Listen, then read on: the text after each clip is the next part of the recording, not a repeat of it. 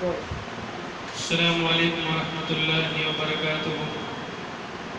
نحمده ونصلی علی رسولہ الکریم سیدنا و مولانا محمد وعلى آلہ وصحبہ اجمعین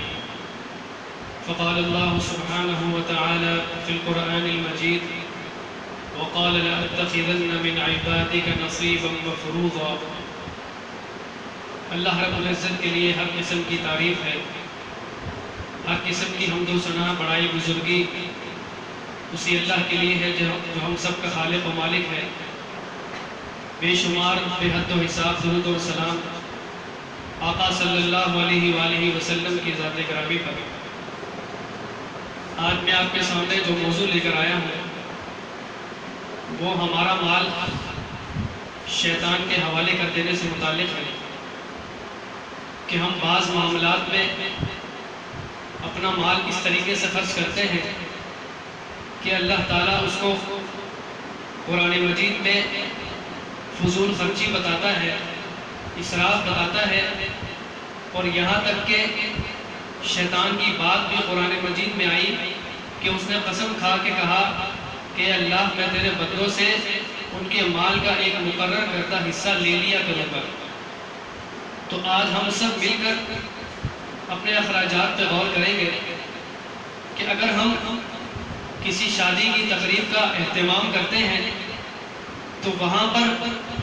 ہونے والے اخراجات اس بات کی گواہی دیتے ہیں کہ ہم فضول خرچی کر رہے ہیں، یہ پیسہ ہم شیطان کے حوالے کر رہے ہیں، کیونکہ وہاں پر مختلف قسم کے کھانے، مختلف قسم کا ارینجمنٹ وہ اس بات کی گواہی دیتا ہے کہ یہ پیسہ اور یہ کھانا دونوں ضائع ہو رہا ہے۔ اور اللہ تعالیٰ نے قرآن مجید میں ایک جگہ فرمایا ان المبذرین کانوا اخوان الشیاطین وکان الشیطان لربہ کفورا، کہ فضول خرچی کرنے والے، پیسے کا ضیاع کرنے والے وہ شیطان کے بھائی ہیں اور شیطان اپنے رب کا ناشکرا ہے۔ اسی لیے شادی کی تقریب ہو یا کوئی بھی ایونٹ ہو جو ہم مسلمان اپنی زندگی میں اس کا اہتمام کرتے ہیں تو وہاں پر ہمیں خرچوں کا پوری طرح خیال رکھنا چاہیے۔ اگر ہم کوئی نیاز وغیرہ بانٹیں اللہ کے نام پر، کوئی صدقہ خیرات کا اہتمام کریں تو وہاں پر بھی ہم یہ کرتے ہیں کہ بعض ہمارے مسلمان بھائی وہ نیاز بانٹتے ہوئے کسی مقدس ہستی کا نام اس میں شامل کر دیتے ہیں، تو وہ کھانا، وہ نیاز، وہ لگایا ہوا پیسہ، اس کا ثواب ملنے کی بجائے وہ ہمارے لیے وبال جان بن جاتا ہے، کیونکہ اللہ تعالیٰ نے قرآن مجید میں واضح فرمایا کہ وَمَا أُهِلَّ لِغَيْرِ اللَّهِ بِهِ، کہ جو اللہ کے علاوہ کسی اور نام پر چیز بانٹی جائے یا ذبح کی جائے نہ تو وہ قبول ہوگی نہ اس کا ثواب ملے گا۔ تو یہ پیسہ جو ہم ثواب سمجھ کے بانٹتے ہیں، یہ نیاز جو ہم اپنے محلے میں تقسیم کرتے ہیں، نیت ہماری یہ ہوتی ہے کہ اللہ تعالیٰ اس کے ذریعے ہماری بلاؤں کو دور کرے گا، ہماری نیکیوں میں اضافہ کرے گا،